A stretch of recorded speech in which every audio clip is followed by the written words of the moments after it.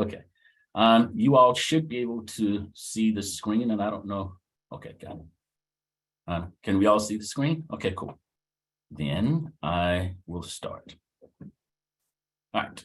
And so over the course of the next hour, maybe a little bit beyond an hour, so I'll present formally this information. And we'll start with what constitutes the realm of health inequity. And folks use the language of health inequity, health inequality, health disparities. I think it's important to offer clear conceptual definitions of these constructs, how they're related, how they're different, and why which of the terms we use to describe these health disadvantages, particularly the racialized ones, matters for our ability to integrate and synthesize the full range of findings related to this phenomenon and what we propose to do about it, right? That absolutely positively matters. And so I'll define some things at the beginning.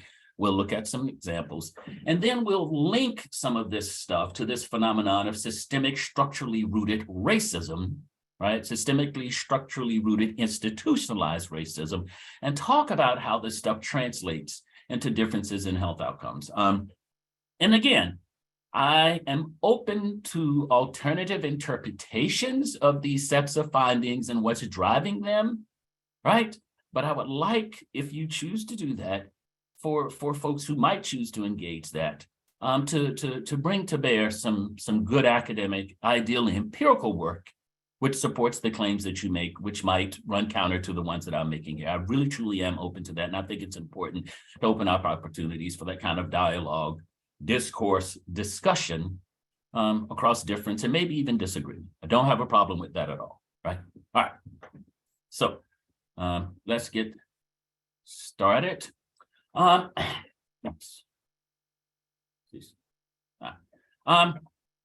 so the work that I do falls typically in two domains, or is based on two fundamental tenets associated with health disadvantage in the United States of America. The first holds that there exists a direct and robust relationship between conventional socioeconomic measures or indicators, education, occupation, income, measured at the individual household or community level, and health, right? Whereby those who score low on these indicators typically have worse health than those who score high, right? So we see large improvements in health from low levels of these indicators to median levels of these indicators. And then we see a diminished but still detectable gradient from median to high levels of these indicators, and then a flattening of the curve from high to extremely high levels of these indicators. Indeed, the difference in health between households that earn $28,000 a year and those that earn about maybe 45, between $42,000 and $45,000 a year is much larger than the difference between households that earn $90,000 a year up to, quite frankly, many millions of dollars of income per year. And certainly, we can expand that 90 up to, let's say, 120, which is typically what I do to put it on the high end. And then because I'm generous, I'll double that, make it 240, and we'll tack another 10 on it, right?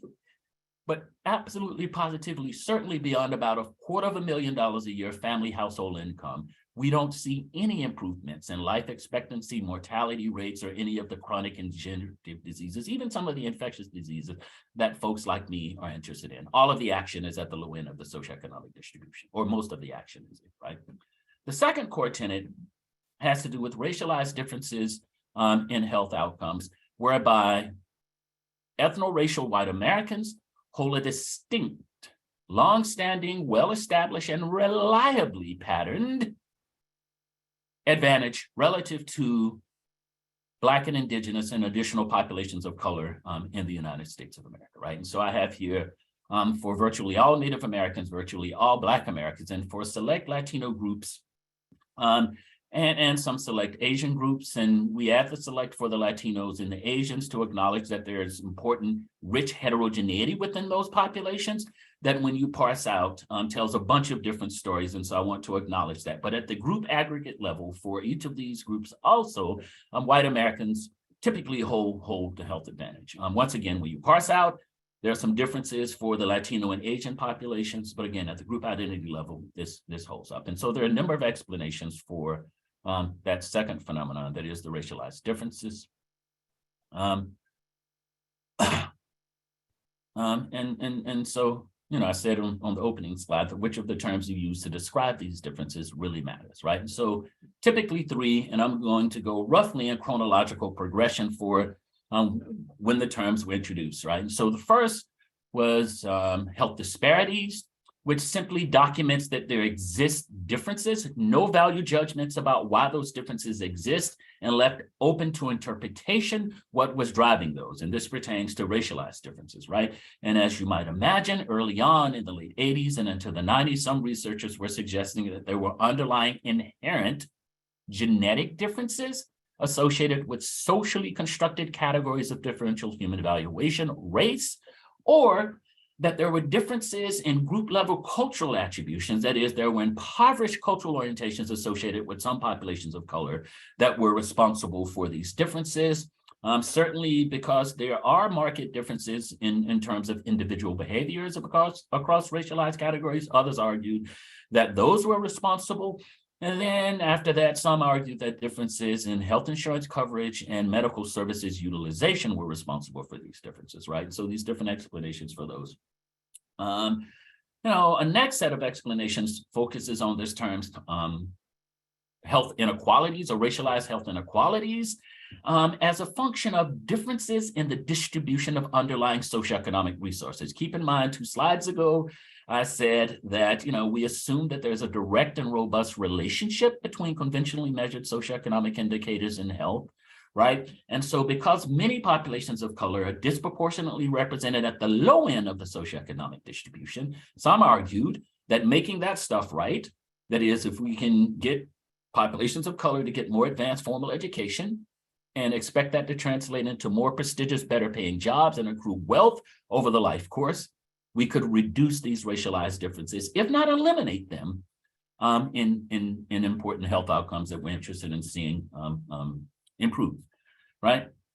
And finally, we have the language of health inequities, which suggests that net of individual behaviors, insurance coverage, medical care provision, and even the distribution of conventional socioeconomic resources, there's something about the reliable reproduction of racialized differences in health that is preventable and avoidable and consequently unnecessary, but additionally unfair and unjust, right? And so even if we do these things here that we say should measure, we alter individual behaviors, everybody gets insurance and medical care, we have the same or similar distributions of socioeconomic resources, there's something about existing as a racialized minority in the United States of America that reliably emerges and reproduces racialized differences in health outcomes, right? And so, here's another definition. There's, literally what I just said. But what we're really interested in for the purposes of this talk is that these patterns of differences in health outcomes by socially constructed racialized categories in the United States of America are systemic, they're reliable, right? And per the definition of health inequity, they're actionable. They're things that we can do. In fact, we have real insight into the kinds of things that we need to do to get some positive traction on this stuff. But we have not yet found the social and political will to meaningfully take the steps to change this stuff. So, in fact, over the course of now the past 35 years or so, since reducing racialized differences or racialized inequity in health was identified as a national objective, we've actually seen an increase in differences in the 2 leading causes of death, the congestive heart disease and cancer, across between Black Americans and white Americans. And at this point, I share the example because some folks are really interested in what happens in medical services provision. And so there are a number of studies that look at physician bias and the likelihood of providing pain medication for traumatic injuries in emergency room settings. And what it finds is that physicians are significantly more likely to provide pain medication for the same types of traumatic injuries for white Americans than they are for Black Americans, and that this is particularly the case for men. And if that doesn't move you, there are similar studies which demonstrate that very same phenomenon among pediatric care for kids. That is, that Black and Latino kids in particular, right, were less likely to get pain medication for the same kinds of traumatic injuries as were white Americans. And while these studies typically don't investigate what this particular phenomenon might look like for Native populations, and that's because of quite frankly, Natives being less than 2% of the total population. And so we don't even have data sufficiently rich to investigate this phenomenon typically for Natives. I'd venture to hazard a guess that it would hold up there also, right? But for my money, the most compelling examples involve differences in birth outcomes, right? And so we'll look at some examples of this in a few minutes, not yet, right? So as pertains to the relationship between conventional socioeconomic resources, race, and health disadvantage in the US context, the original research that established and demonstrated this relationship was done almost exclusively on white men in the US, in Canada, and in Northwestern European countries, right? And so we have a construct, SES. You know, some folks will call it class. They're actually different, but it's okay for the purposes of today's conversation if we use the language of class, so the class structure. So we have this construct developed for a single narrowly defined demographic that is then applied liberally to other groups, women, people of color, various intersections of those two identity groups, people who are born outside of the States or Western Europe who immigrate to the States, right? Now, one of the outcomes of this being centered on the perspectives and experiences of, again, a specific narrowly defined demographic is that we generally, or we're doing better on this now. I do research actually that gives us or helps us to get some progress on this, but certainly early on, we didn't have a whole lot of theoretical or conceptual explanations, right, or guidance that helped us understand the relationship between these other constructs, race, ethnicity, gender, and health, other than what we assumed about the SES stuff or individual behaviors. And a little bit later on, interpersonal discrimination, which survey research teaches us is what most people think about when they hear the language of racism, right? And the conceptual definition that I will share with you all and that we will bring to bear today helps us to understand that racism is a significantly broader construct, right? Grounded in a particular history in the United States of America than is captured by interpersonal discrimination, right? So what is the outcome of this narrowly defined, narrowly developed construct being applied to all of these other groups for whom it was not developed, right?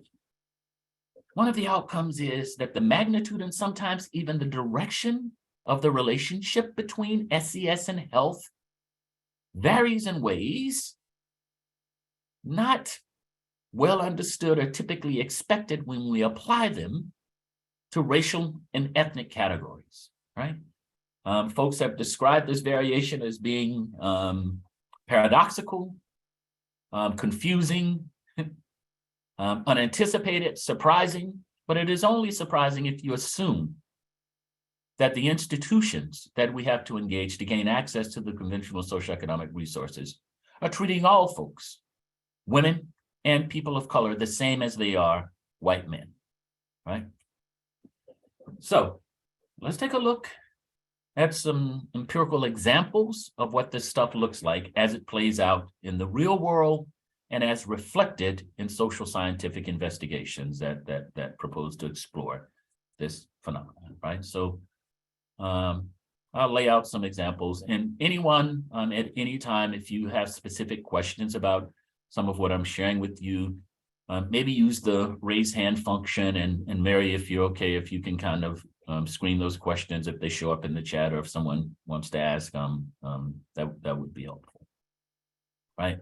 So the very first is a set of immigrant health phenomenon whereby folks who are born outside of the US, who immigrate to the US, And this is at the entire immigrant population level compared to the entire US population level, right? So all immigrants compared to all folks born in the US, those immigrants hold a distinct advantage and a number of important health indicators relative to the folks who were born here in the United States of America, right?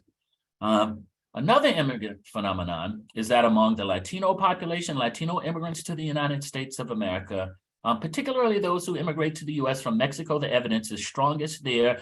But there's certainly evidence which supports the case for this phenomenon for folks who immigrate to the US from Central America and South America. But among the Mexican population, those who are low SES have remarkably good health. And so folks have very little formal education in our system, right? Have crappy jobs, not making a lot of money, but do better on a number of important health indicators than the broader US population, right? A second immigrant health phenomenon associated with the Latino advantage / the Mexican advantage is that over time, as these recently arrived immigrants from Latin America get more advanced formal education, more prestigious jobs, and make more money, their health is getting progressively worse. So this phenomenon has shown up both intragenerationally for the first generation of folks who immigrate here, and then intergenerationally for the kids and grandkids of those first generation immigrants to the United States of America. So early on, low SES, good health. Later on, high SES, bad health, right?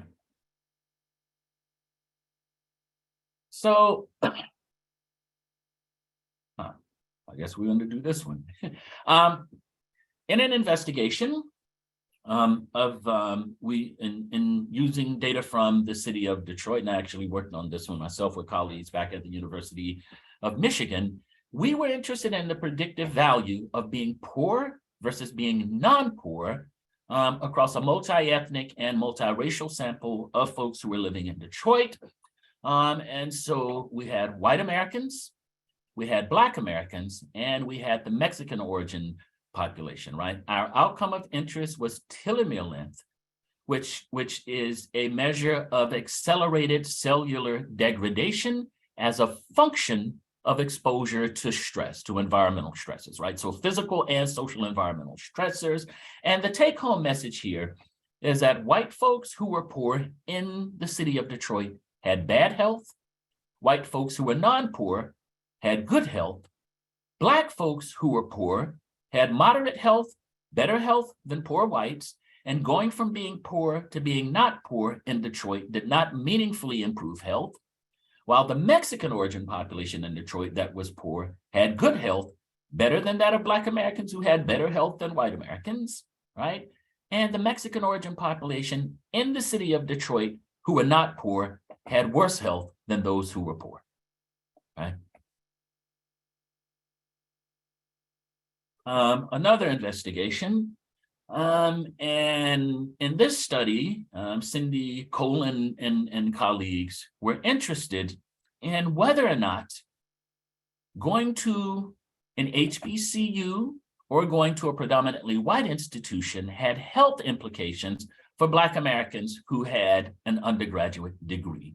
And the take-home message here, the indicator was metabolic syndrome, which is a measure of systemic inflammation and its effects on certain body systems that's predictive of a whole range of other types of chronic and degenerative diseases like cardiovascular disease and certainly diabetes.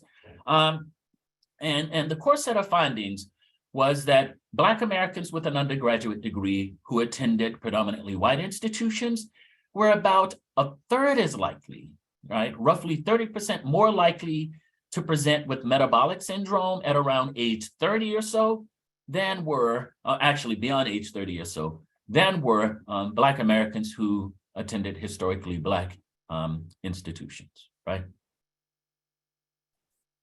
And now we get to the maternal and birth examples that I said early on I was going to share with you all. And these are compelling, heart-wrenching, challenging. So hold on, bear with me, and we're going to get through this. Some of this is kind of heavy, and quite frankly, I sometimes myself get down. A couple of weeks ago, I had one of my research assistants send me a set of findings from some analyses, and I was like, doggone it, this thing is worse than I imagined, and so reliably patterned at this point that I'm not sure why we continue to do this work. I think the story has been told, right? All right.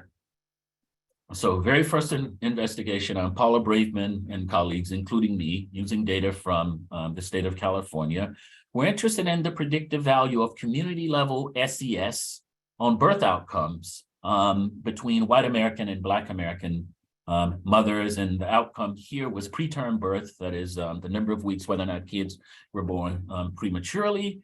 And what we found is that for both white American mothers and Black American mothers living in a community that was not particularly affluent, that is low SES, was systematically associated with predictive of higher rates of preterm birth.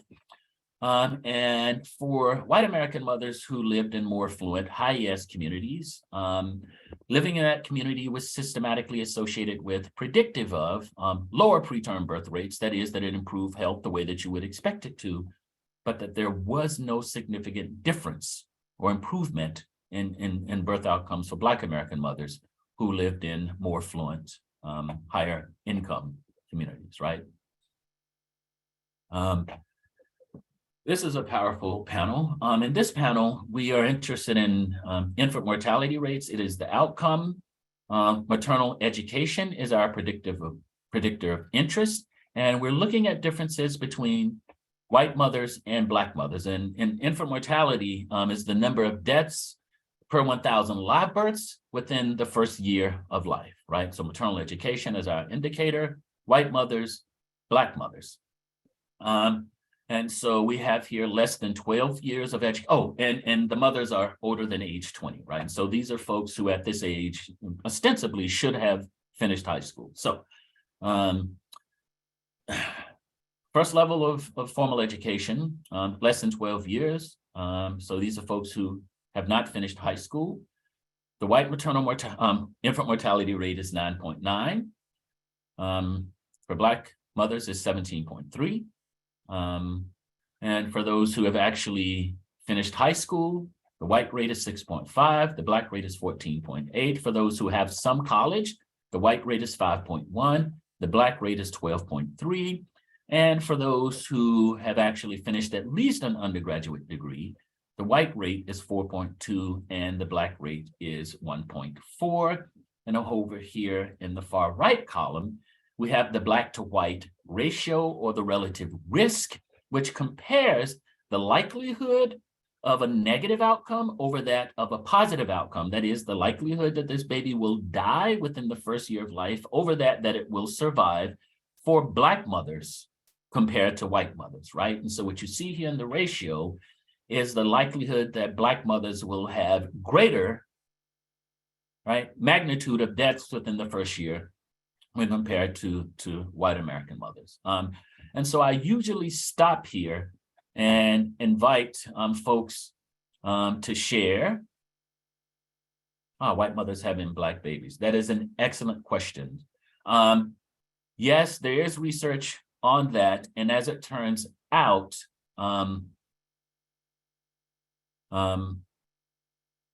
ironically, that race of father drives differences in ways that folks did not anticipate. And so if a white mother is having a baby with a white father, you can expect a positive outcome. If a white mother is having a baby with a Black father, the outcomes are more compromised. Similarly, if a Black mother has a baby with a white father, it increases actually the likelihood of a positive birth outcome. Excellent question. Okay, so at this point, I usually ask any participants in the seminar to point out some things that I think were pretty telling as pertains to this slide. And so if you notice something, you can type it in the chat window, or maybe you can unmute yourself if you feel like contributing and tell me what you noticed.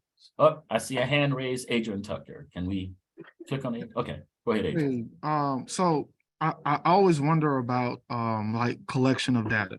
So like, what with this data, is this from all of the entities that, deal with childbirth, how are we getting data from those who do more natural birth situations?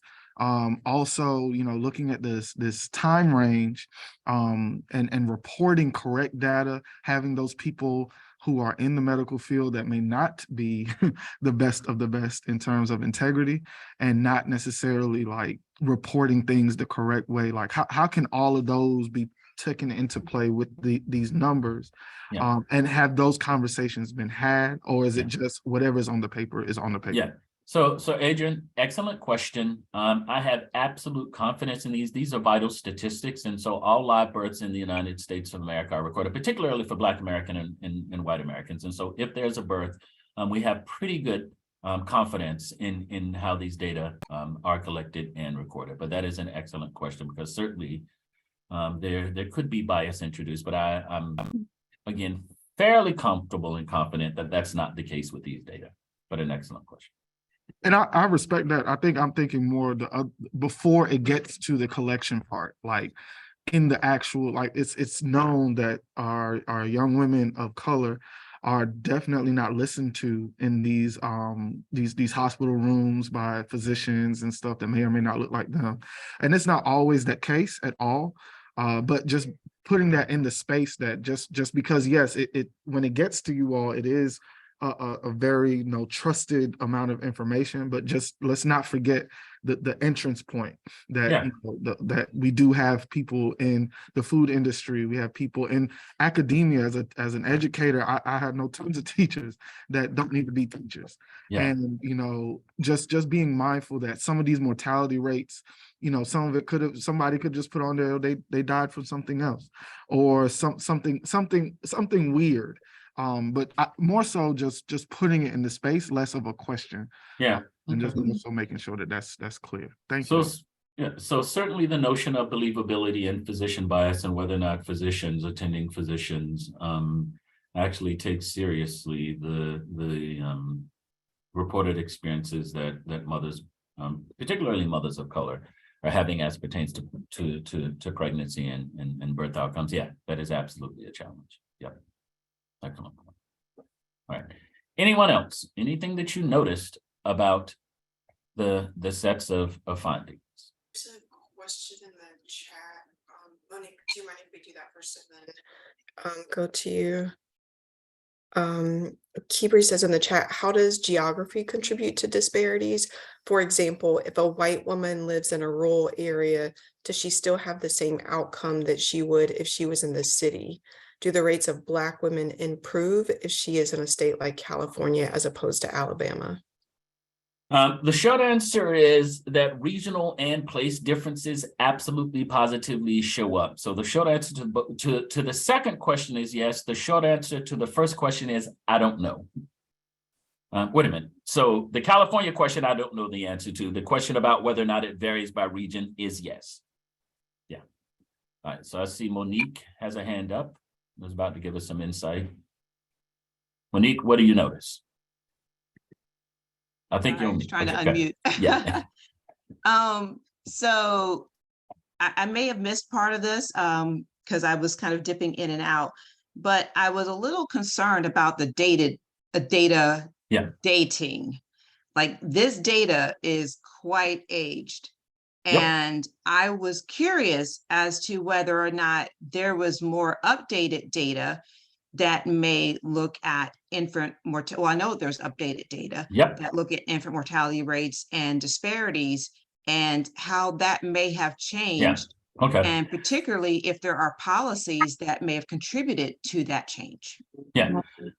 So you are correct. These are dated data, and that's because I've been too doggone lazy to go back to the vital statistics and update this stuff. But what we know is that it's actually gotten worse. Black-white differences have been exacerbated, particularly over the course of the past 3 years or so, and particularly for maternal mortality, right? So this is infant mortality, but for maternal mortality, the Black-white difference has grown larger. Absolutely.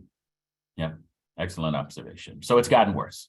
And so what do you think would be what would be your understanding of why it's gotten worse? So, gosh, a whole host of reasons.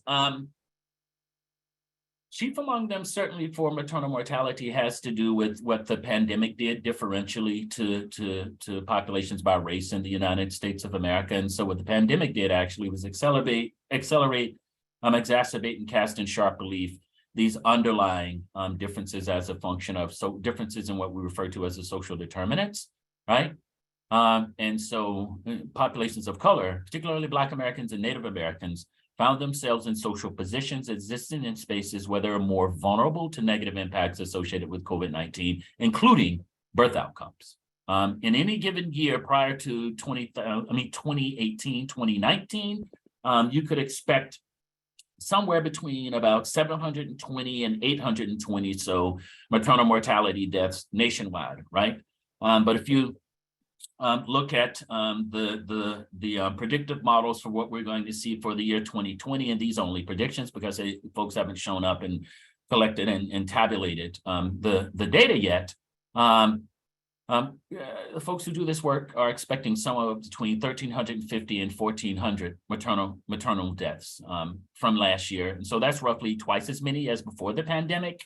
And the majority of those excess deaths have been borne by Black American and Native American women, with Native women roughly 4 times as likely to die from maternal mortality than white American women, and Black American women somewhere between 3.5 to 3 times more likely. And I don't have those slides here, but that's the story. And so yes, yeah, these data are dated.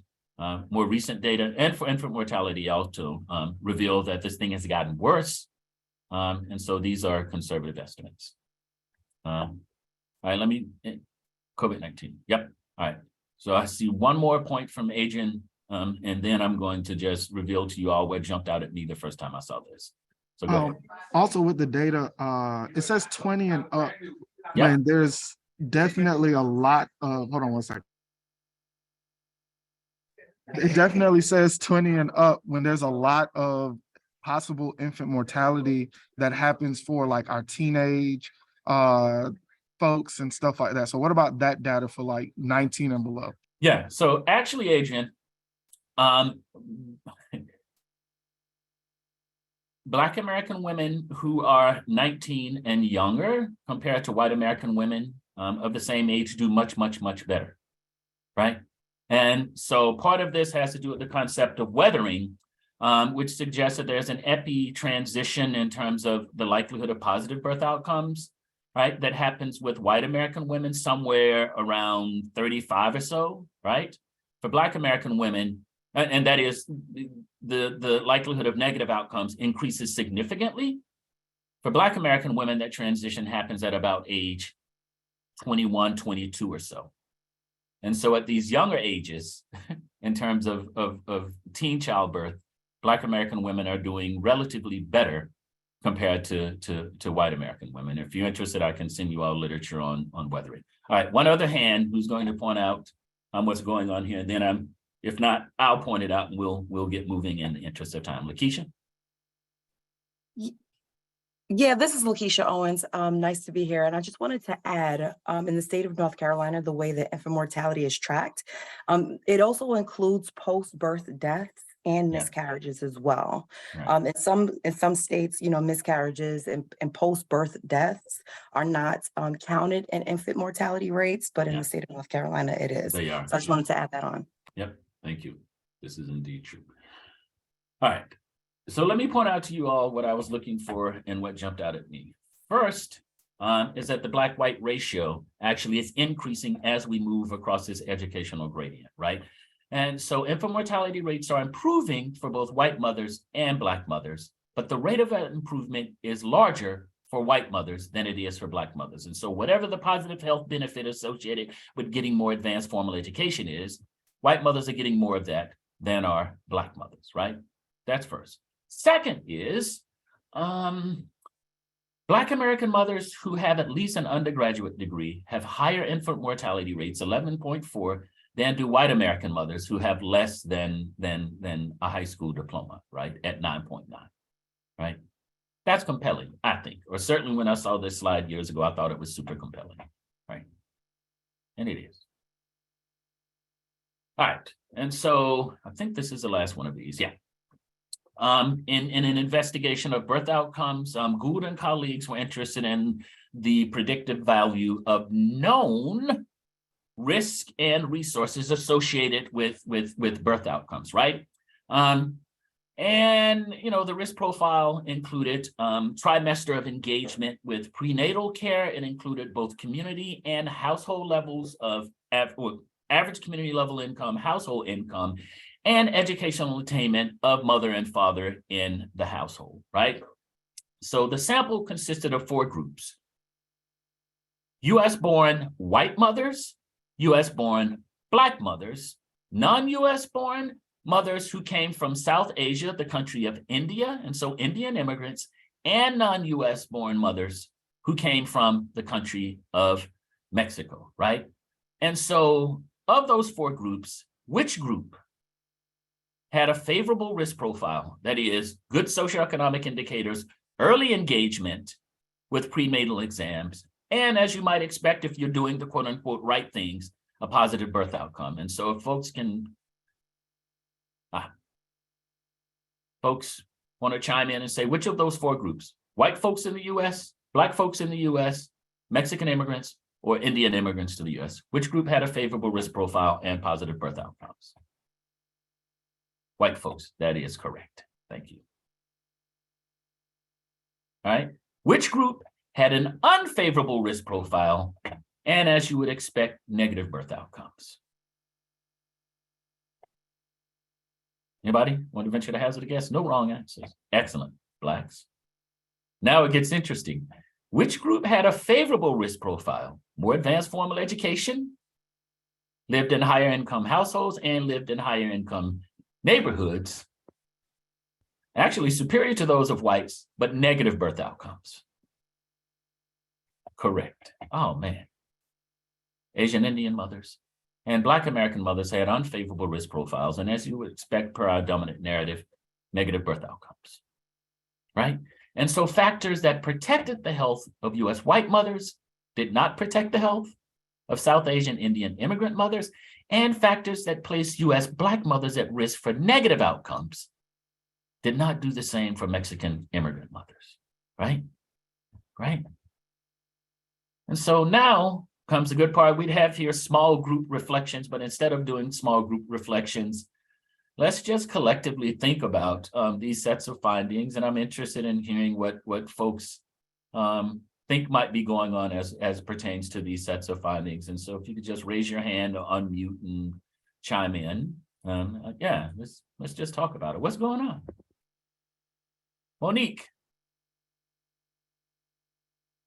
So my thinking is definitely around the negative birth outcomes for Black women, despite the higher education, that racism and stress in the workplace really plays a huge role, because the higher education that women get, that Black women have, it doesn't alleviate the stress they experience in the workplace. In fact, it goes much higher.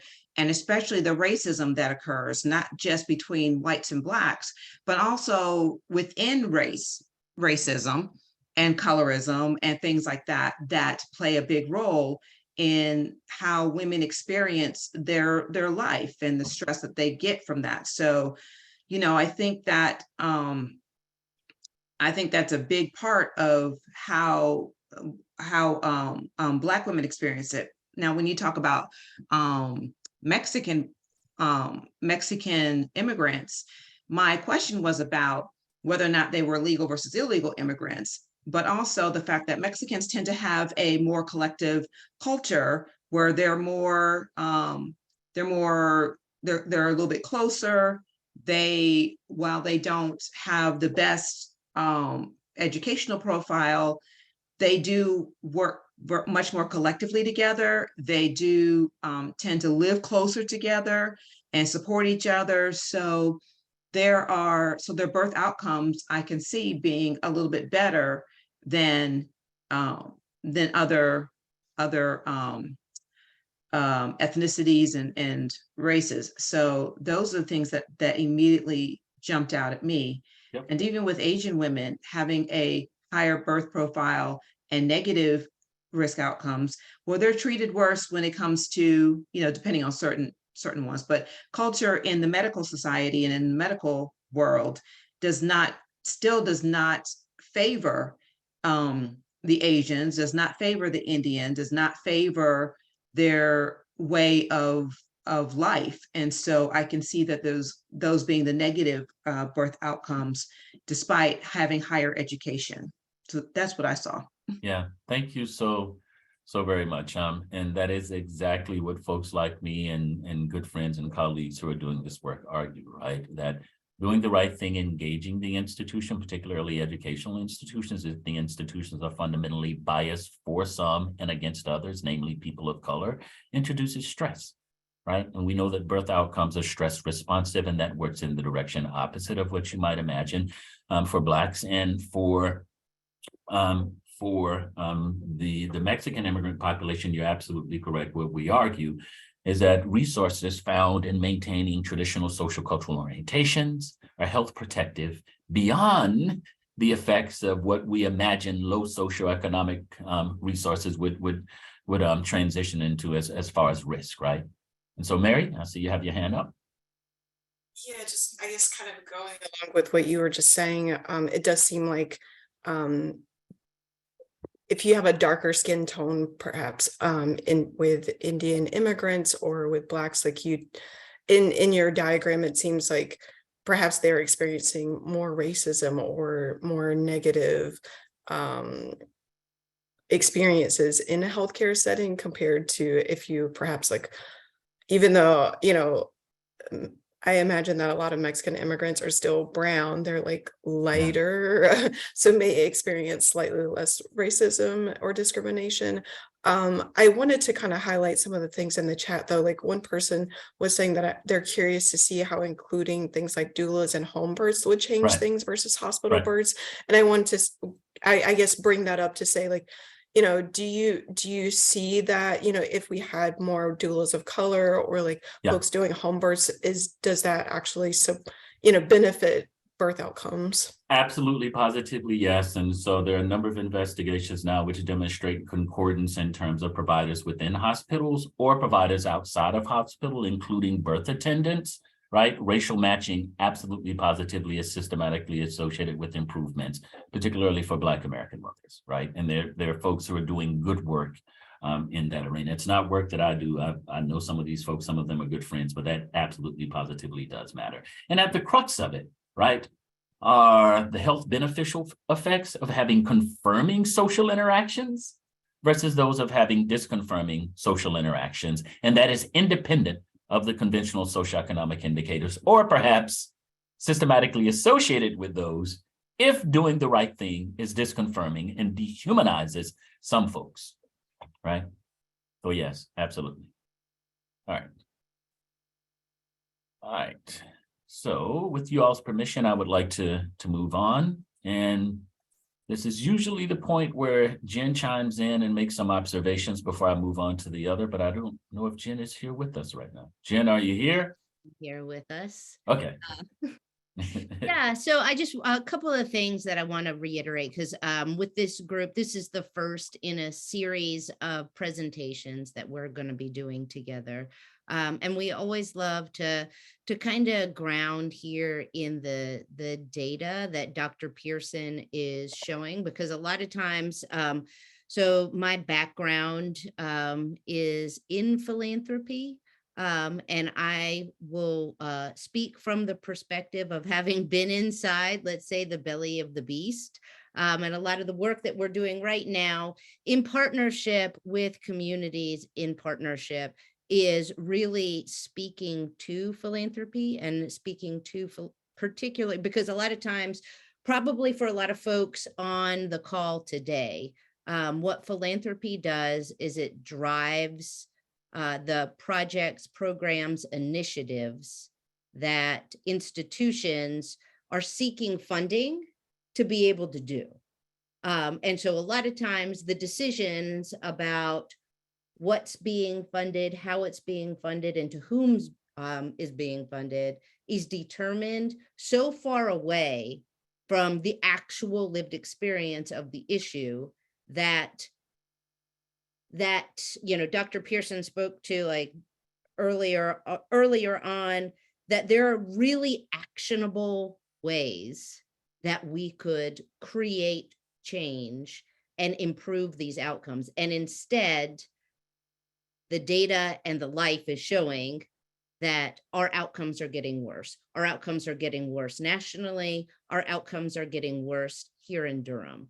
And so when we get into some of the next presentations, I believe the next presentation is going to be on white narratives in food systems, and that's speaking specifically to who is making decisions for whom under the auspices of doing good, and really what that means about what doing good means. And is it about feeling good for white institutions and for white philanthropy, and being very specific about what's not working and why it's not working. And then we'll move into other ways on how to shift to more justice-based efforts to support what needs to be happening. So that's just kind of a preview of grounding us here today and what we're doing moving forward.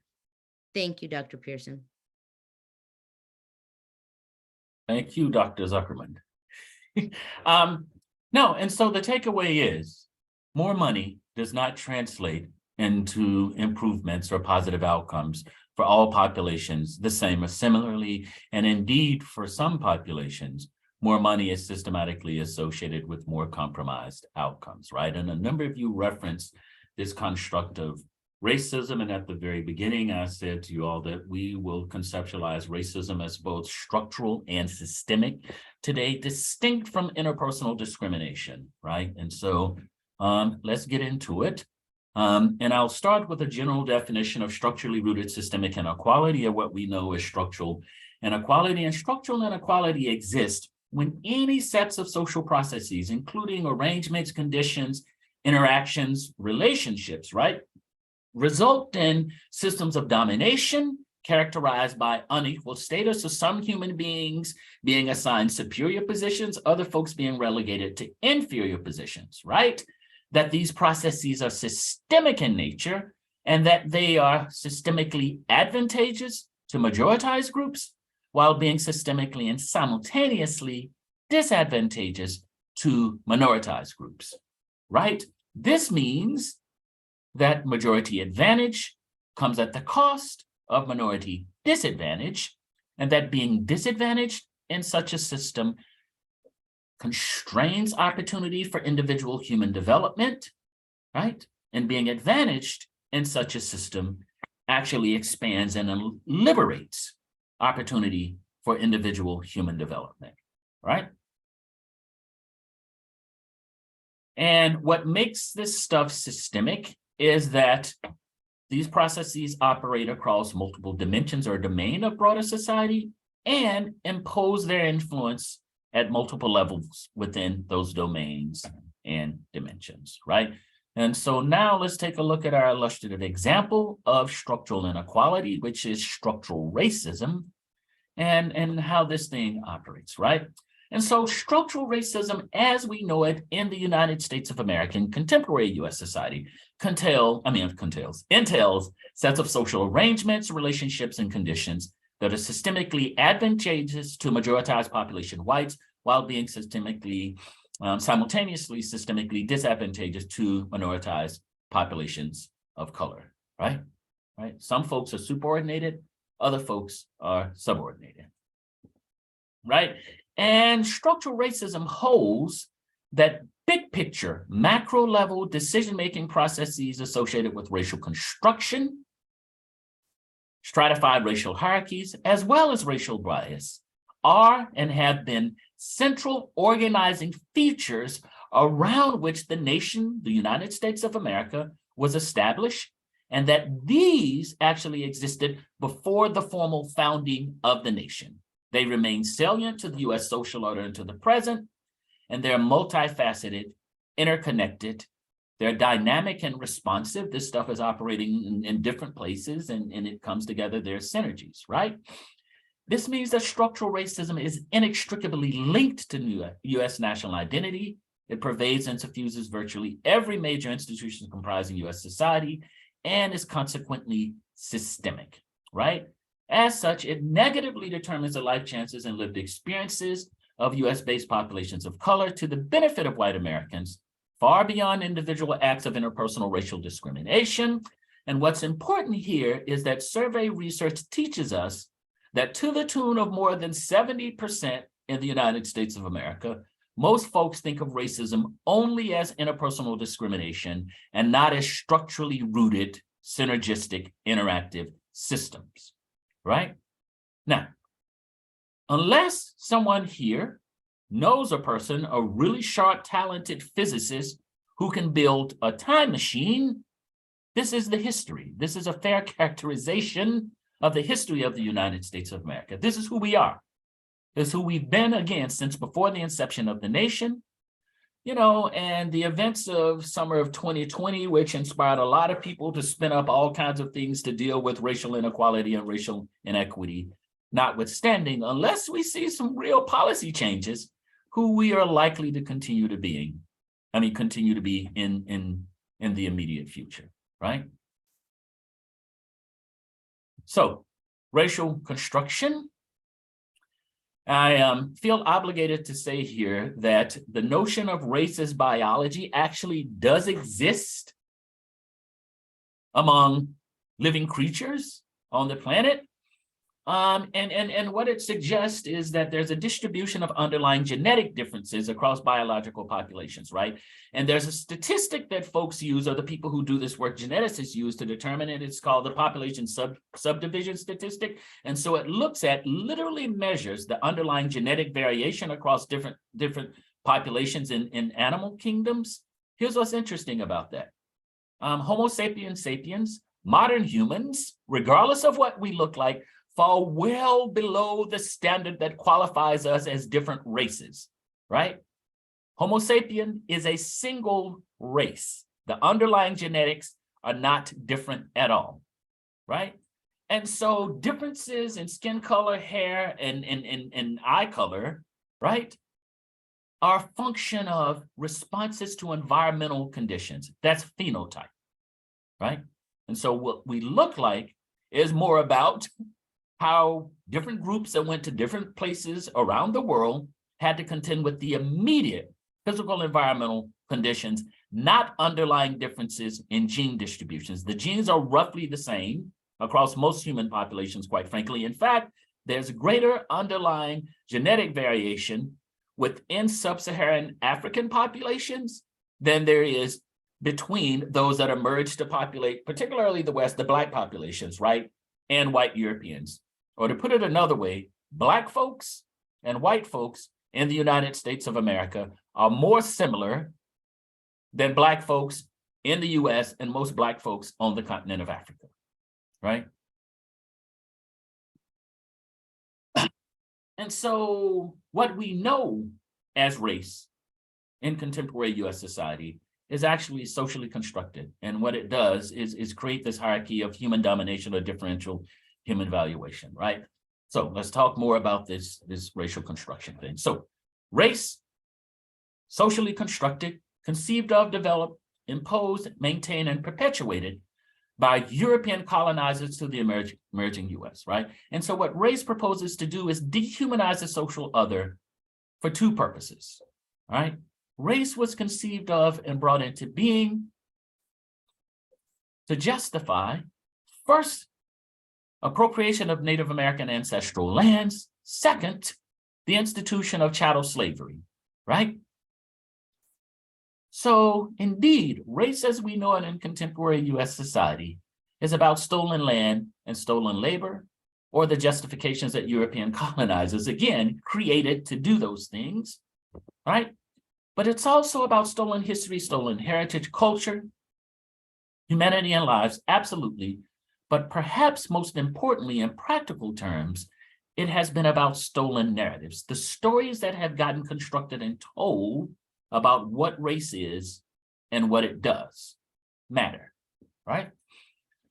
And so what race suggested, or what the European colonizers argued, was that race reflected natural differences in sets of desirable and undesirable traits across human populations that were inherently and systematically associated with one or some combination of phenotype, what people look like, geographic origin, where they came from, or ancestry, who their foremothers and forefathers could be documented to have been, right? And what it argued was that the European colonizers disproportionately and inherently possessed desirable characteristics, and that the populations of color, again, namely first, Native populations, second, Black Africans, inherently were characterized by undesirable characteristics, right? And so I usually stop here and ask a question, whether or not folks, understood race as a social construct that has economic, political, legislative, and scientific implications that translate into biological consequences, right? And so I don't assume that everybody, well, maybe at this point in history, most folks conceive or have heard the language of race as a social construct, and that there is no legitimate biological plausibility for differences in disease susceptibility systematically associated with what we know as race in the United States of America. In fact, if there is some susceptibility, as it turns out, because of anyway, I'm going to avoid some controversial statements here that are actually true in terms of which populations in the United States of America, in terms of biological viability, are more likely to be susceptible to disease prevalence. And so what the Northwestern European immigrants argued is that notions of these differences in characteristics implied a natural hierarchy of human populations, with themselves disproportionately displaying the desirable traits and consequently worthy of being at the top, at the pinnacle of this hierarchy, while all populations of color, and to be fair, some European populations diverse on the dimensions of national origin, ethnicity, and religions, disproportionately displayed undesirable traits and were subsequently naturally occupying lower positions, right? And belief in and values associated with these notions of this natural system became normalized over time, right? These normalized views and beliefs were institutionalized through policy decision-making that effectively establish and maintains a rigid stratified racial hierarchy that uses one or some combination of phenotype, what people look like, ancestry, where they came from, ancestry, who their foremothers and forefathers were, or geographic origin, where they came from, as social markers or identifiers, right, that were used, right, to place people in different positions in the stratified hierarchies, right? I see questions. Good. Excellent. Right? And the position that folks were relegated to had implications for how they were going to be treated. Folks were treated differently, contingent upon whether they were assigned a higher position or whether they were relegated to a lower position, right? Opportunity structures, lived experiences were differentially distributed, contingent upon where folks were assigned, what positions they were assigned in these hierarchies. And that differential treatment we refer to as racial bias, right?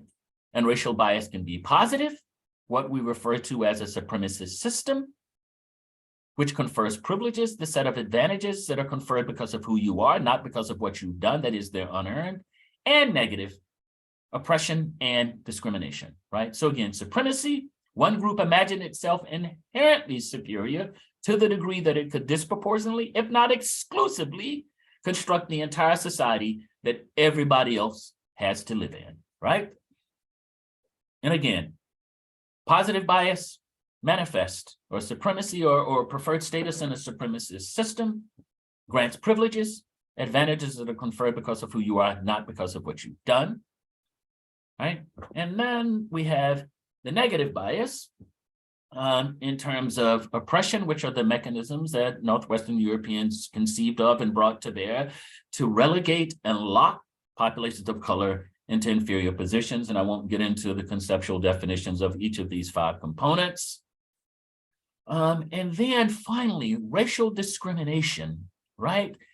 What it does is attach an action to a prejudicial judgment, right? Right. And so folks come in saying these people are inherently inferior. What are the specific things that can be done which reflect our belief that this is the case? And how do those things constrain those folks and lock them into those inferior positions, right? And then finally, we have domination, which is the interaction here in the middle between racially majoritized and racially minoritized populations, right? And so what this means is that we all learn ways of being as we engage folks who are different from us, and the rules and regulations that govern what those relationships have to look like. I am from rural northeastern North Carolina, and I was born in the 60s. I grew up in a time where there absolutely, in the 70s, where there, well, late 60s and 70s, where there absolutely positively existed an expectation of deference on the part of people who looked like me when we engaged folks who were racially read as white in the United States of America. My father is from Halifax County, North Carolina. His mother is from Hollister. I don't know if that has meaning or salience for everybody here, but what it means is she emerged from the Hallawasaponi people, one of the native peoples here in the state of North Carolina. And my great uncle told me in no uncertain terms when I was a kid that that was the case for you know, those good people also, right? And so we have supremacy, privilege, we have oppression, we have discrimination, we have domination as the dialogue between racial actors who assign superior positions, those who assign inferior position, and the implications that all three of these have for access to resources or exposure to risk, the underlying lived experiences associated with engaging the institutions that grant access to resources, right? Or exposure to risk. And that institutional engagement matters, as we saw earlier when we talked about the positive prediction and predictive value of more advanced formal education, right? And so structural racism, yeah, it's cast in historical context, but it has contemporary implications also, right? So we're talking about sets of norms and values that we all understand characterize these sets of relationships, and how those inform policy decision-making and regular practices associated with racial construction, racial bias, and stratified racial hierarchies of differential human evaluation, right? Systemic racism suggests that these phenomena are operating across multiple dimensions of society and imposing their influence at multiple levels within those different dimensions, right? And I have one more slide after this one, if I'm not mistaken, and then I have a conceptual framework that I'm going to share with you all. And we have lots of time for open discussion after this today. And so we're actually slightly ahead of the schedule. And so structural racism as these sets of core guiding principles in big picture, macro level decision-making. One group said, we are inherently superior to these other people. They are inherently inferior to us. And that belief literally informed big picture decision-making, right? Justified slavery, appropriation of lands of native peoples as a core guiding principle. We're better, they're worse. Again, if anyone can bring to bear a set of historical reviews which suggest something other than that, I need to see it. But my historian friends say to me, my historian friends who document the historical construction of race confirm that this is indeed the case. These macro level decision-making processes become institutionalized through formal policies, rules, and regulations governing the major domains of broader society.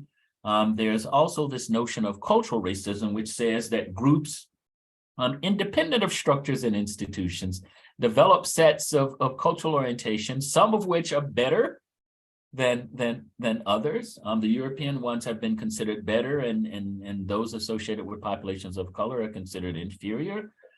Symbolic racism, delegitimizing rhetoric in the event that racially minoritized people overperform or perform beyond the expectations of what the dominant narrative suggests they should have. people attempt to invalidate those accomplishments. An example would be people like me being able to get a PhD and become a tenured professor at Duke University, and folks saying, oh, it's a function of affirmative action. And I was like, okay, cool. If that's what you believe, I hope it stresses you out and it does something to you. It might be because I've worked really hard and I've made responsible decisions, right? I'm here in spite of, not because of, but that's just my own personal soapbox. Interpersonal discrimination, which again, survey research teaches us is what most people continue to believe constitutes the domain of race of racism.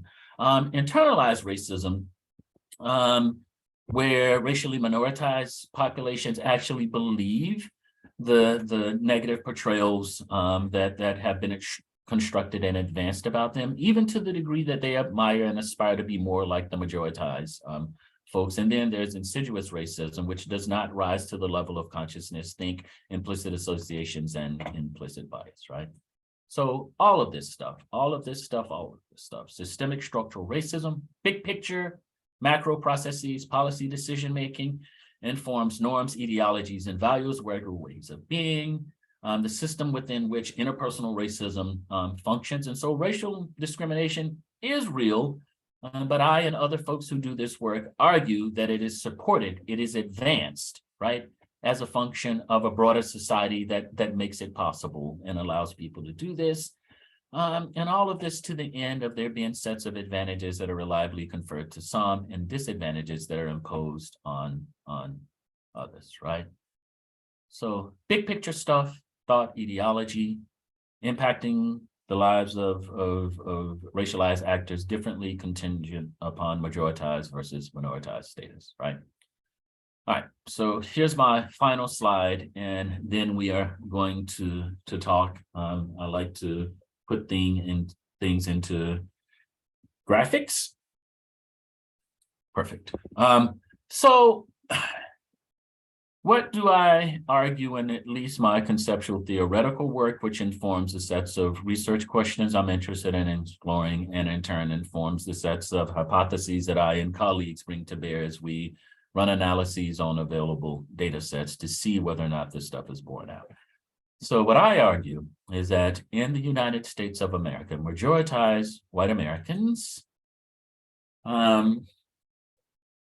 disproportionately, if not exclusively, occupied positions over the course of the long history of the nation state that allowed them to construct the major institutions and the rules and regulations that govern them in a way that meets and exceeds the definition of a supremacist system. Supremacy is a system, it's not nationalism, right? So if we use the language of a white supremacist system, we are talking about one group of people, right? Making all the rules and regulations, constructing all of the institutions, not taking seriously the business of incorporating the perspectives of others or allowing them to be in the room. So go read your history and see what the folks who signed those documents back in the late 1700s looked like. Moreover, it wasn't just racialized, it was also gendered, all men, and it was all men who were well-to-do by the standard of the time. And for the record, these are the folks also who through the late 1800s were the only folks who could vote, right? And in different time periods, less than 17% of the total US population was qualified to vote because you had to be white, you had to be male, and you had to be wealthy by the standard. You can research it, you don't have to take my word for it. But a supremacist system that confers privileges, those privileges grant access to reliably to conventional resources, to socioeconomic ones, and translate into improved health status exactly the way the dominant narrative suggests that it should. Now, another outcome of preferred status, that is majoritized status within a supremacist system, is that it constructed these mechanisms of oppression that created this race construct and relegated populations of color to inferior positions within the stratified hierarchy of differential human valuation, and permits discriminatory practices both at the individual and the institutional level that racially minoritized populations have to engage, right? So racially minoritized populations engage the institutions. Even in the effort to do the right thing, the institutions are discriminatory, that comes at a cost in terms of stress, even if folks gain access to these resources, and reduces the magnitude of positive health value that can be expected, even if folks do the right things and get access to the resources because they're engaging fundamentally discriminatory institutions, right? Ethnic identity construction, that is for Black Americans, and ethnicity is about how population groups view themselves, what people know themselves to be, and then whether or not they have a fundamental right to construct an identity that reflects that self-perception. What I argue in my work and what others argue in their work is that one of the challenges of this externally constructed and imposed race category is that it constrains in very real ways populations of color, particularly Black Americans and Native Americans, and their ability to construct something that reflects positively upon themselves, right?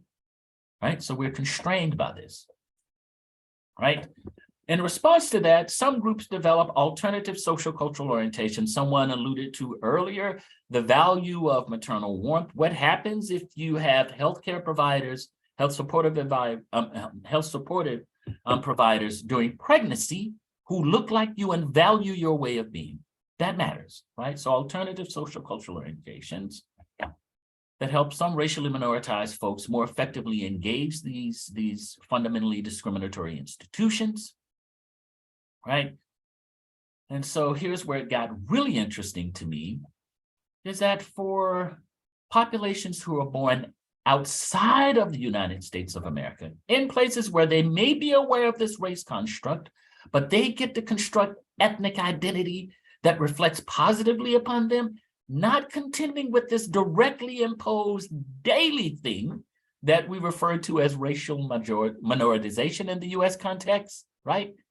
Get to imagine and construct something about themselves that reflects positively and confers some health advantage. This is why recently arrived immigrants to the United States of America do better than populations born here in the States, right? And bring with them a set of traditional social cultural orientations that confirming social experiences and interactions that grant positive health, right?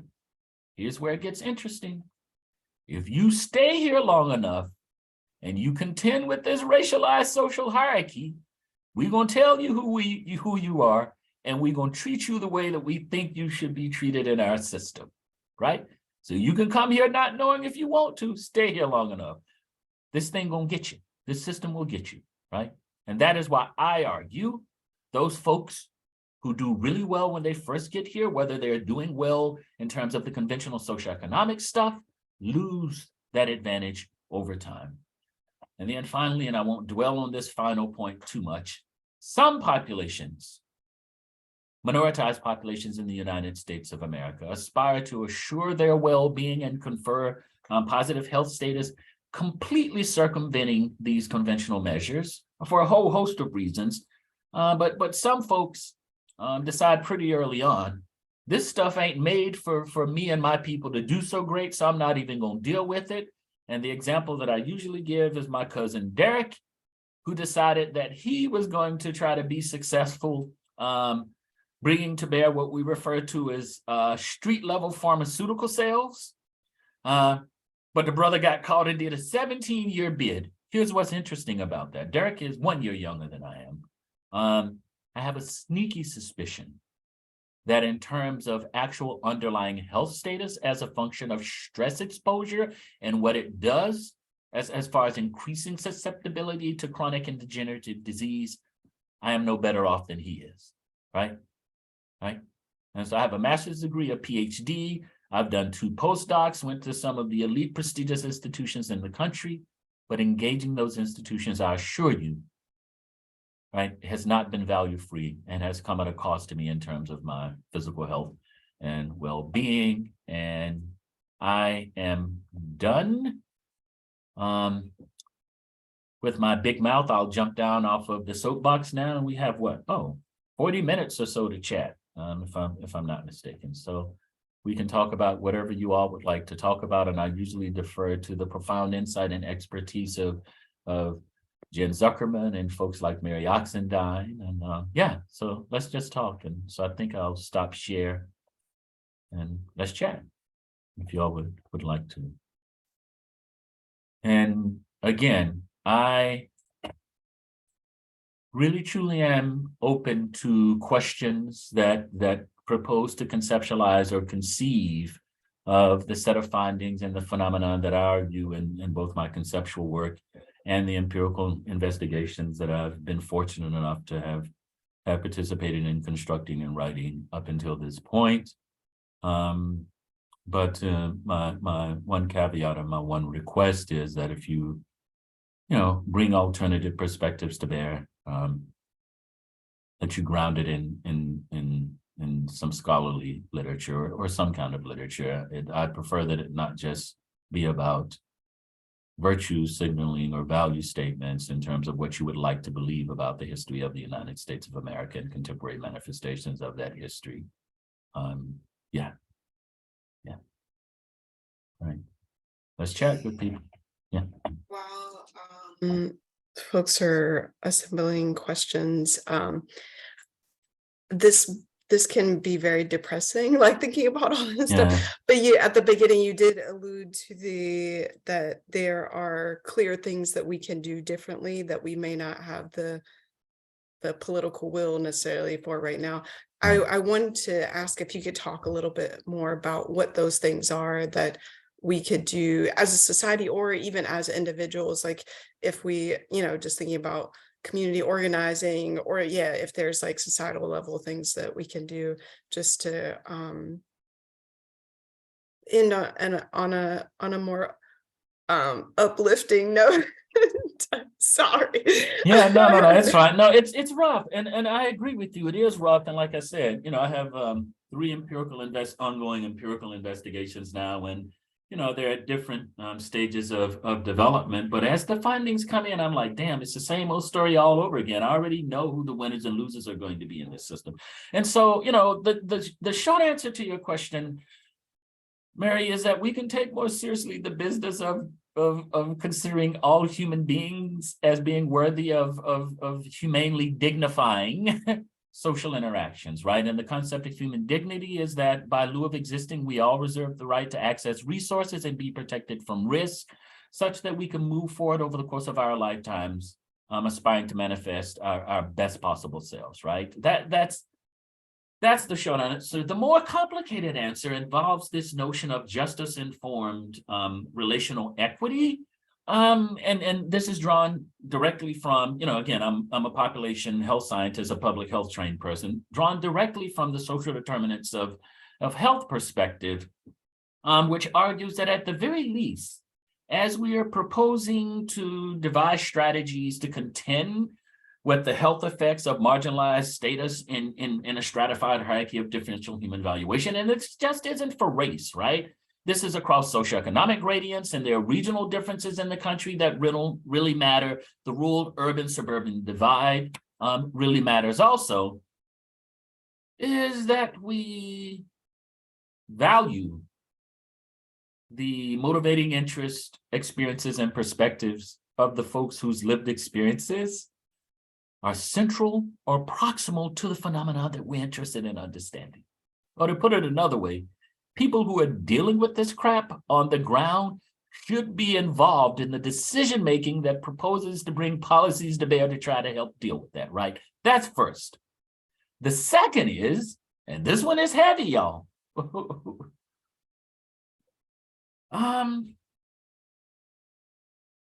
We need to think more about the value of how we conceptualize and propose to contend with positive social bias, particularly positive racial bias, right? And that might not be the work of folks who look like me and my ancestors on either side. And I should also say to you, like my paternal grandmother is from the Halawa people. I don't claim that myself, but that is, my dad's heritage and history. It hasn't been my lived experience. But I also speak Spanish, right? I don't imagine that is the work of any of those groups. That is the work of well-meaning, liberal-leaning, progressive, want to feel good, white folks to go out and deal with some other white folks who might not be so far along. And here's where it gets interesting. That's not going to feel good. You know, I usually say to my students in the course, we talk about all of this stuff, and it's great when I teach this course in the fall because everybody is excited to go home over Thanksgiving and have these conversations at the dinner table with their extended families and in-laws and stuff. And I'm like, you can try it out if you want to. Don't mess around and compromise the integrity of your education where somebody snatches your funding. It's not easy stuff to do, but I think it is absolutely positively essential. And for one, you know, very specific reason, and that is it's folks who are majoritized on these different dimensions of identity, right? Who exist in spaces and occupy positions that grant sufficient power, status, and standing influence to relatively easy translate into the policy changes that we need, right? Minoritized folks typically don't exist in those kinds of spaces. And it just seems to me to be so fundamentally unfair and inequitable and dehumanizing to expect people with more constrained resources, increased exposure to risk, who are struggling to make it from one day to the next, to not only share their stories, but to also affect change in social spaces that they historically and even now don't exist in. And Jen? Dr. Pearson, I'll just jump in. Jen, you know my name is Jay. I'm just teasing.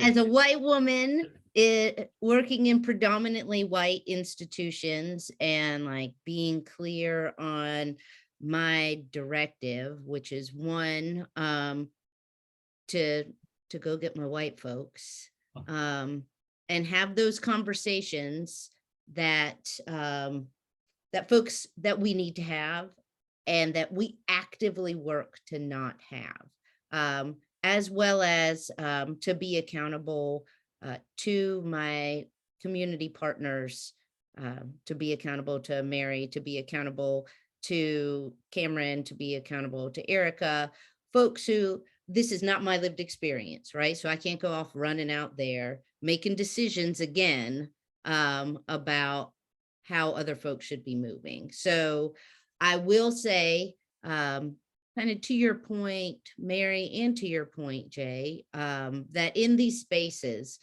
we as white folks, as liberal, well-meaning white folks, spend so much time and so much energy protecting being called racist, as opposed to changing and doing the work that's required to deal with the reality that racism, historic, systemic, structural racism is causing death in Right. Black and brown communities, right? It's killing folks. Yeah.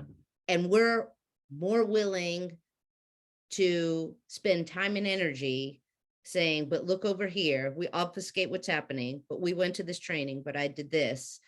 And it's never a power shift. So in this, like the transition right now is the dominant work is in the work of pathologization. It's how do we fix folks, as opposed to what you're referring to also, Jay, in terms of positive bias.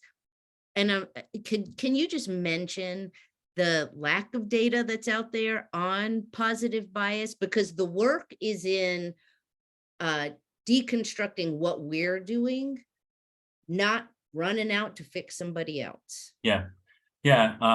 So I had a graduate assistant a few semesters ago, and I assigned that person a very simple, direct task, and to go out to look at research that proposes to examine the role of various manifestations of bias, particularly racial bias, and to do a count, literally, of every public health investigation that has been accepted for publication and published within a couple of specific time periods.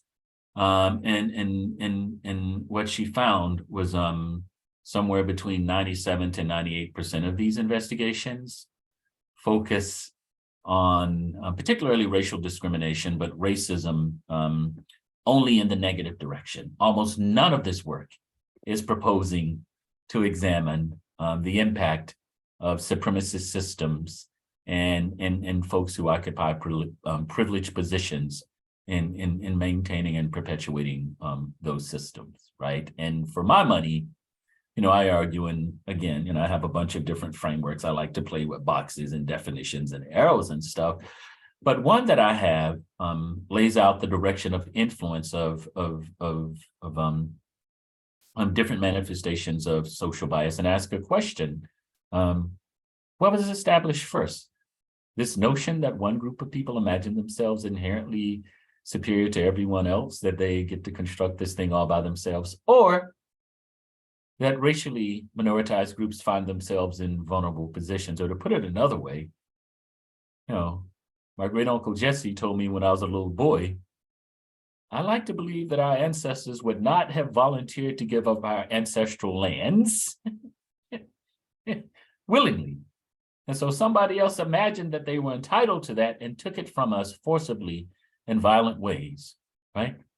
And so the supremacists, entitled, exclusive social space, had to be conceived of and established first before those other dehumanizing, oppressive, and discriminatory institutional mechanisms could be conceived of and brought to bear, right? And so, you know, that paper, and I've framed it out, outlined it, and I started writing it, but I have so many things going on, it's going to take a while to get it out. You know, the core question is, why don't we do more of that positive bias work and examine the nature of supremacist systems as a policy-sponsored leverage point to try to deconstruct some of this other stuff? Right. But yeah, the vast majority of it, more than 97%, is all focused on the negative. None of it focused on privilege and supremacist systems and entitlement and exclusive space. I think nobody wants to be seen in that light. Oh, it's rough. It's rough. And I was going to say, this is just me speculating. I have no evidence for this, but I'm wondering if there's a higher number of folks that are doing equity research are minorities themselves or people of color. And in my head, it's sort of like, why are these things happening to us? Like, why do we, but from the opposite side, there's not this, why do we keep doing this to them question? And like, how do we fix this? There's a question in the chat, and then there's a couple hands raised now, but so the question in the chat says, I've been reading some about different public health program theories. Would something like a culture-centered approach / co-construction be enough? Isn't the right word, but would that be a start to finding a solution?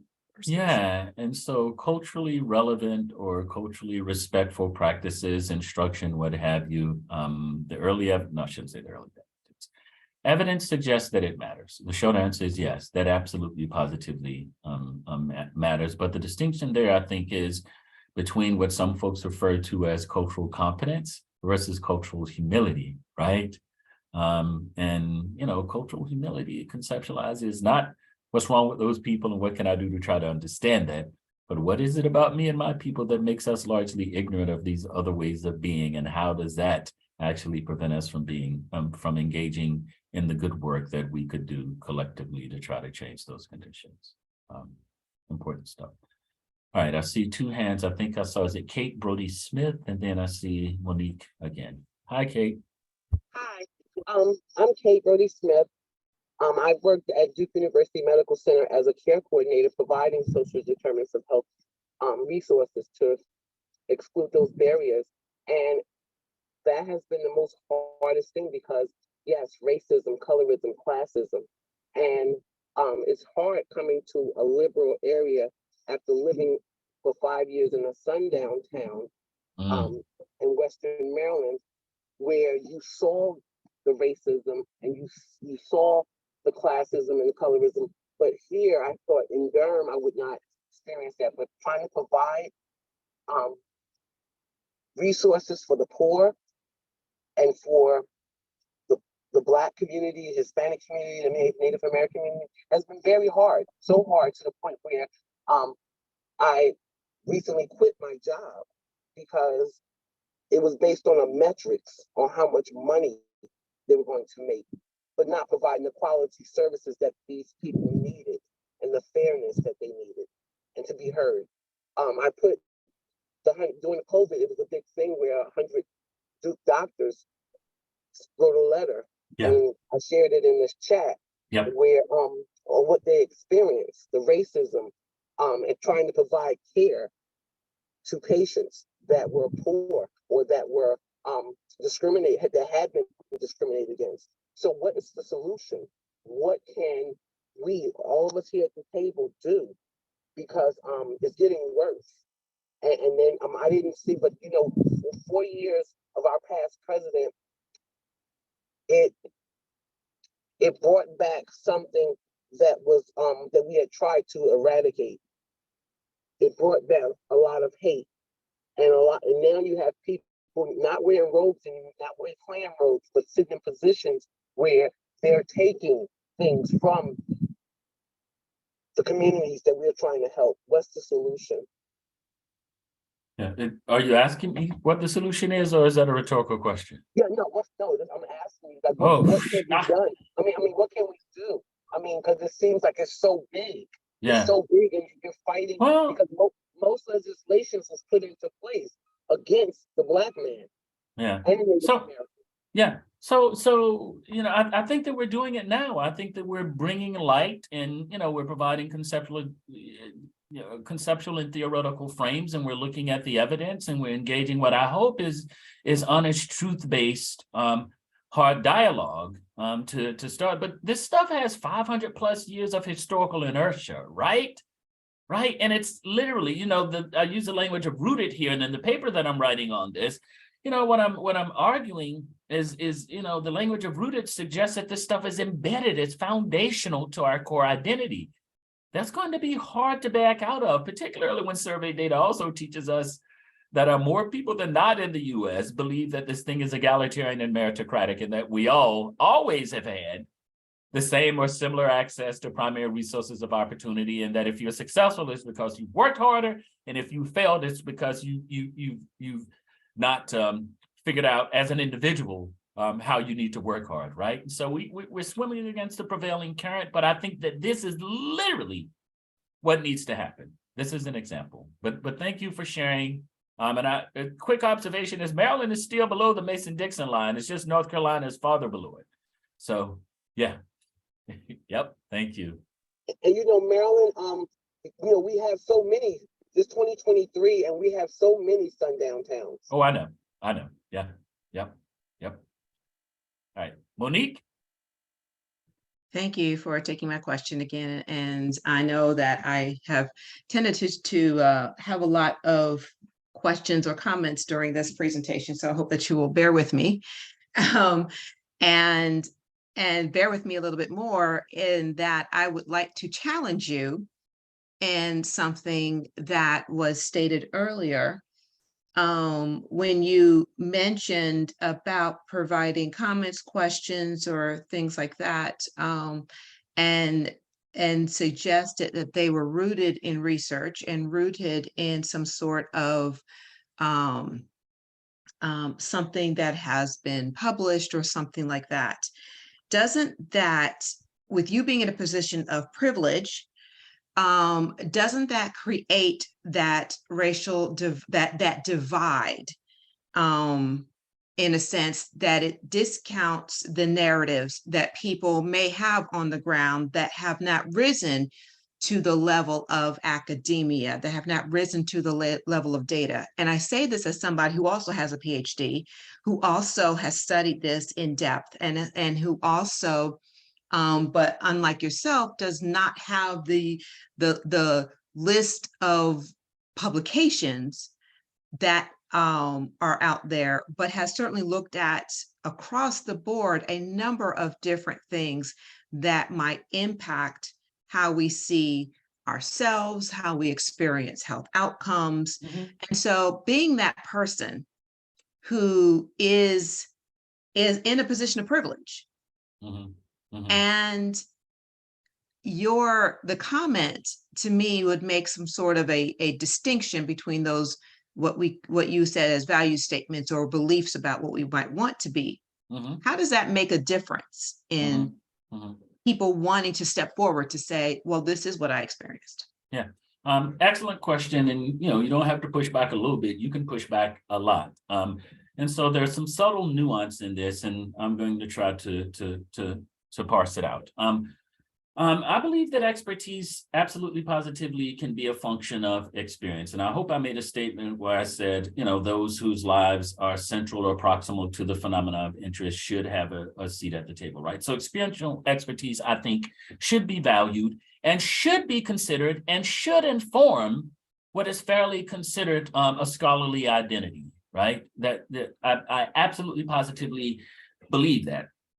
And please forgive me, you all, if I didn't communicate that clearly or effectively. I happen to come from one of those places where I had a whole lot of insight into this stuff, and my ancestors shared narratives to me, and that way of being, that way of knowing, that way of garnering expertise is really salient to me. I grew up, my great uncle, whenever I would see him, he said, "Come here and sit at my foot and let me tell you the stories of who your people are." And I wasn't interested in trying to hear that stuff. I'm glad he forced me to do it because it has salience now.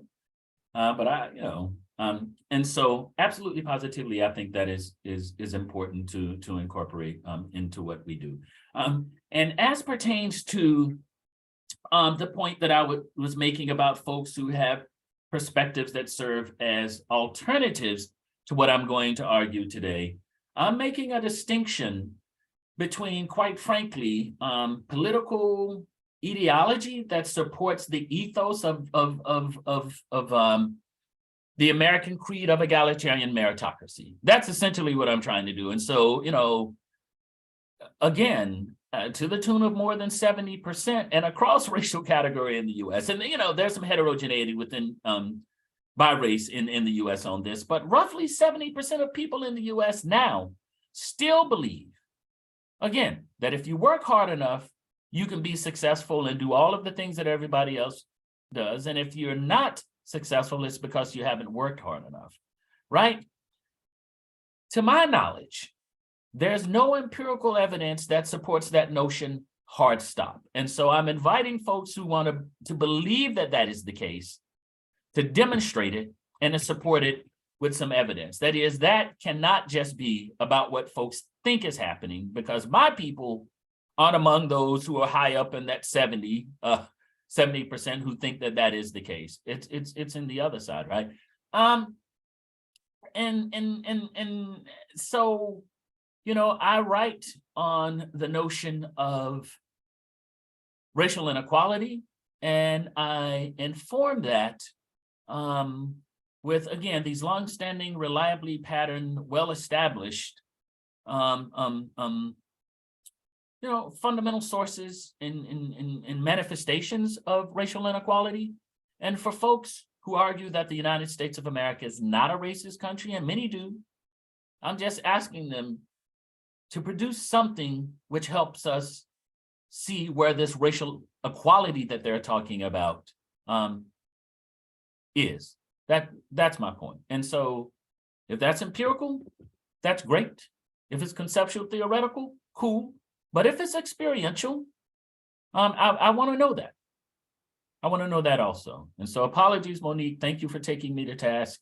If you send me an email, I'm easy to find. We can talk about it more. But for the record, I absolutely positively agree with your perspective that the realm of expertise should not be constrained to those of us who have advanced degrees and get some papers published and trick some people into believing that our work is worth funding and mess around and get tenure at a place like Duke, right? Other folks absolutely positively have important expertise and contributions to make to these discussions.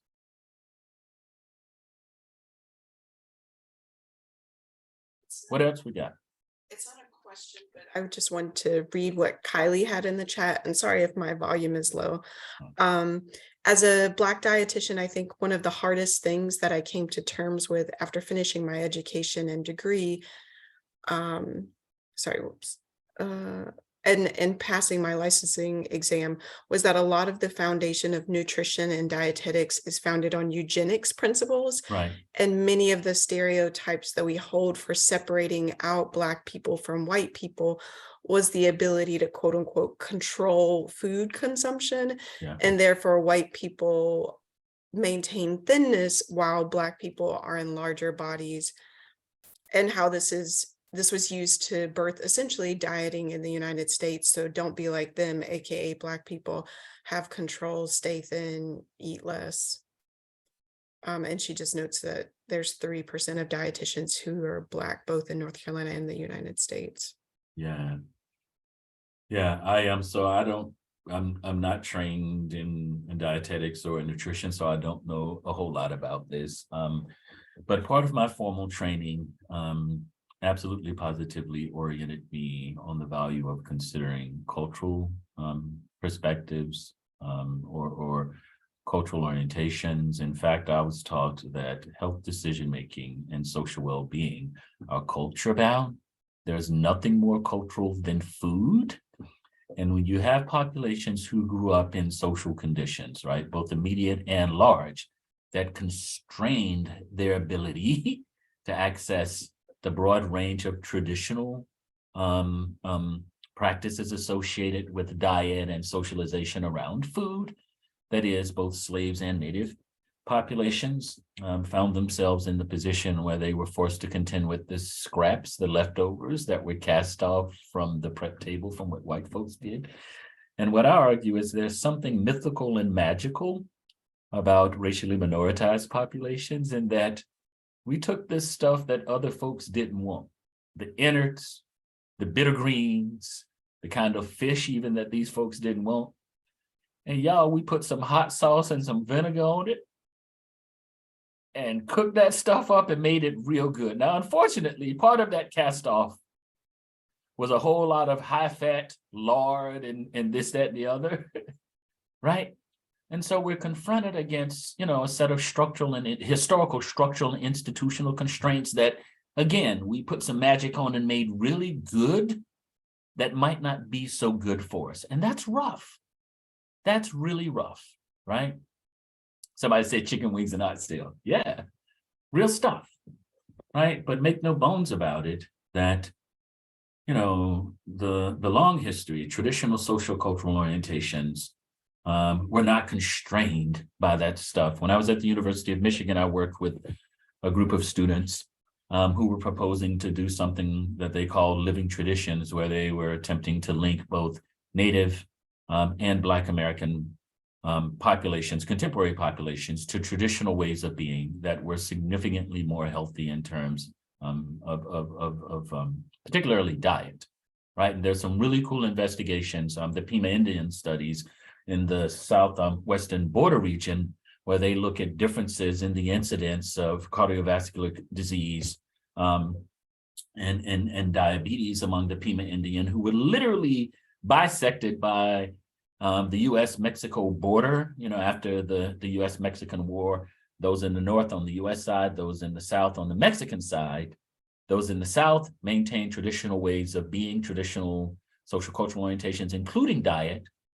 Those in the north got relegated to reservations, got constrained in terms of being able to maintain those traditional ways, have very different diets, very different lived experiences in terms of how they move around in the world and physical activity, high rates of cardiovascular disease and diabetes, whereas south of the border in the Mexico system, where folks were allowed to continue to live their traditional way of life, that stuff almost doesn't exist, right? So that's an example of how political processes, influence structural and institutional mechanisms, and that it's within the constraints or the liberating factors associated with those that people make their way through life, doing the best that they can, right? So, yeah. One person says, at what point do we push white people to move from intellectualizing to action? Because it often feels like we are not engaging in good faith and we are just being fed rhetoric to pacify us. Yeah, who asked that question? Makeba? Okay, all right. I wish I knew the answer to that question, but what I will say to you is my assessment, and Jen, please chime in and tell me. I have a pretty fundamental assessment of this, and it's that some people are willing to protect their feelings at the expenses of other people's lives. And, my response to that is, here's the basic question. You say that you're committed and you got a Black Lives sign in your yard. Are you willing to get past your guilt and your feelings and do the hard work that necessarily won't feel good? It can't feel good. It doesn't feel good for me. You shouldn't expect to feel good if you're dealing with this stuff, and we got to work through those hurt feelings to create the conditions where, again, we can take seriously the business of humanizing all human beings who we're trying to do something for, or who we say we're trying to do something for, right? And so we're talking about the difference between fundamental, transformative, proactive work versus more cursory, proximal, feel-good, reactive, performative stuff, right? Jen, any insight?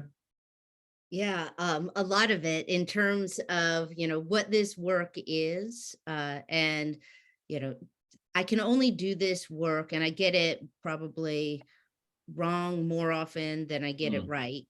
And by benefit of being in a multiracial collaborative, so that we can strategize specifically about where I need to be, and what conversations I need to be having, where and when, and how we need to organize around what those conversations need to look like. And I'll give an example, is that through one of the organizations that both Cameron Smith and Aliyah Abdur-Rahman, who are co-founders of Communities in Partnership, they're also part of the DEI Works Collective. We have been working for the past year together in terms of creating, doing coaching and presentation, and Dr. Pearson was part of this as well, to a group of white philanthropists, speaking specifically to white folks who have power, privilege, and the ability to move money, about how they can change the conditions that they have created to move more money to Black and Brown organizations. And so that has involved training, and it's involved the white folks in this collaborative are also, we're doing direct one-on-one coaching with these folks every month about the conversations they're engaging in their institutions, and how, regardless of their positionality within that institution, they have power to make shifts and make change. Some of them are small, some of them are pretty significant, but there's so much around like redefining risk, particularly for white folks in institutions. Like, what are you actually risking? Usually nothing, right? Like reputation. And to the Black Lives Matter signs too. I say this in every room that I'm in, because it's something white folks need to hear, and it's something that Aliyah shared with me and the other white collaborators in our group, is don't come out here marching with me if you cannot speak up in a conference room or speak up in a boardroom. So much about this is speaking up and moving, because we have power and positionality to move, and move with accountability. And it is slow, and it is, as we shared in a presentation yesterday, 1 step forward, 3,000 steps back, 42 steps to the side, but then another step forward. So we'll keep going.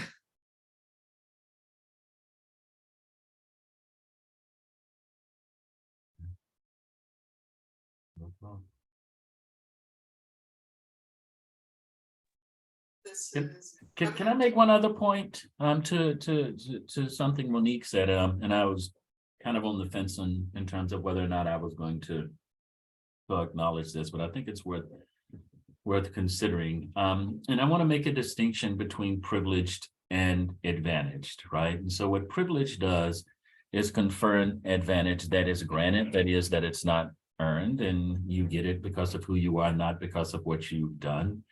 And I imagine myself as someone who exists in an advantage space, but I do not consider the set of advantages that I benefit from now to be born of privilege. That is, that I earned the heck out of this stuff. I struggled and fought and did all kinds of things to get to the place where I find myself today.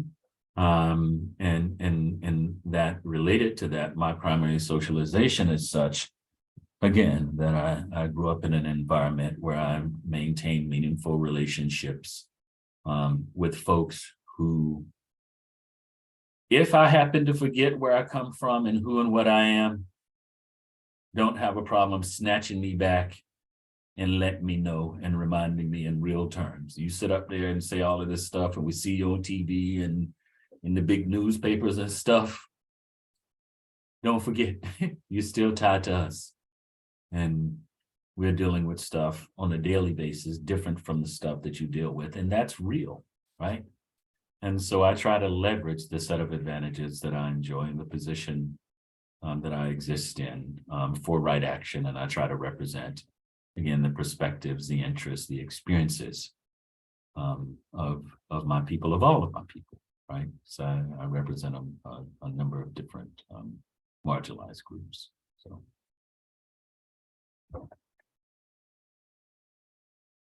Thank you so much, Jay. I really appreciate you and Jen and Erica. Before folks head off, I'm gonna. Oh, sorry. Before I was like, oh, I accidentally muted myself. Before folks head out, I have a like a feedback survey, not about Jay, but just about your experience with the session generally. So if folks can fill that out, just let us know. And there's a question in there about like what kinds of other things you might want to see. Thank you both so much. And I appreciate everyone for joining, for participating, asking really hard questions.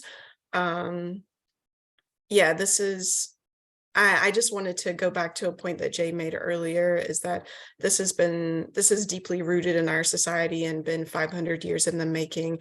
And although we absolutely need to be working at chipping away at the system, it's not something that's going to happen overnight. We're working on something that we won't see happen in our own generation. But this work is not in vain. And I just want to say that we stand in solidarity with all of you and see what you're doing, and just appreciate you being in this space and not being afraid. And sorry, there's one more question, Jay, before you go. How can people find your papers? Yeah, if you just type my name into Google Scholars, there'll be a list of the different things that I've worked on. You can just click on them and get the PDFs. And if they don't come up, if you just send me an email, I'll send you copies of the stuff. Right. Happy to do that. And I apologize in advance for the ridiculous, sometimes indecipherable, highbrow academic type writing, but I needed to do that to get tenure. And now hopefully I'm liberated to write differently. Right. It's a tough game. It's a tough game. All right, good people. Thank you all for having me. This is good. I appreciate the opportunity. Thank you, Jay. And thanks, Mary.